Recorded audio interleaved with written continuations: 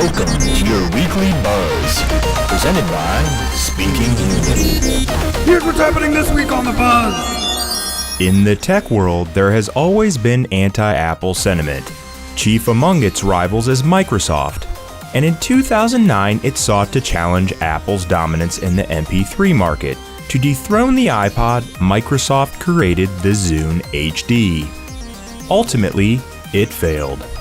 Zune HD was the product's final model and was eventually discontinued in 2012, and this software was abandoned in 2015. While Apple won the war of standalone MP3 players, the Zune did allow consumers to share tunes with friends, subscribe to a music service not unlike Spotify, and could be synced wirelessly. All of these features were characteristics the iPod lacked at the time. Of course, Microsoft tried to succeed the Zune HD with Windows Phone and then with Windows mobile devices, but brands like Samsung and Google had already entered the game. Even though the Zune HD is sometimes the butt of jokes in the tech world, it provides a chance to remember a product that could have been something truly amazing if only it had been something different. Here's what's happening this week on the Buzz. As people talk about the super wolf blood moon this month, 10 years ago, a different moon was rising. Twilight Saga New Moon opened in November 2009 to horrific reviews, but that didn't hurt its box office or marketing. It was the 7th highest grossing film that year, and every brand wanted a bite of this vampire movie. What does Burger King have to do with vampires, you might ask? Your guess is as good as ours. But Burger King offered Twilight-themed meals with merchandise. And Barbie? Yep, Barbie dolls got into the action too. Then there was a retailer called Lip Venom, which launched a Twilight line. Volvo gave people the ability to enter a sweepstakes and a chance to attend the premiere, meet cast members, and receive their own Volvo XC60, which made an appearance in the movie.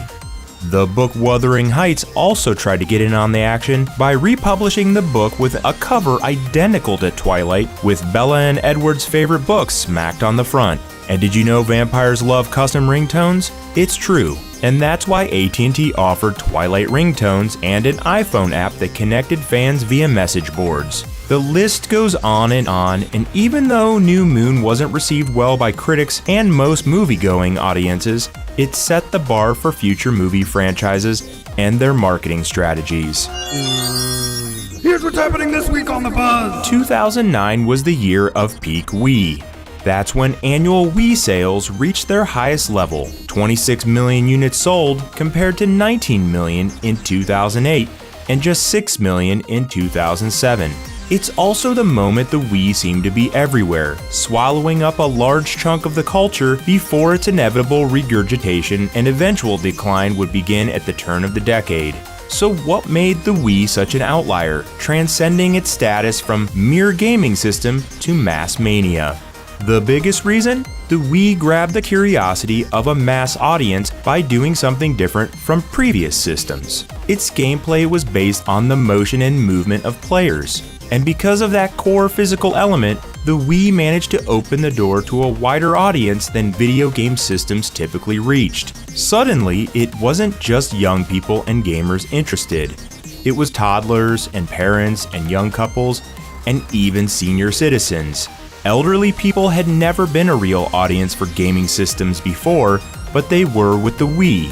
Stories about the Wii helping senior citizens get active and becoming a staple in retirement homes popped up left and right in 2009. And it wasn't just senior citizens who embraced the Wii as a fitness tool. A key narrative that sprang up around the Wii and helped it further widen that mass audience was the fact that it offered a fun way to get in shape.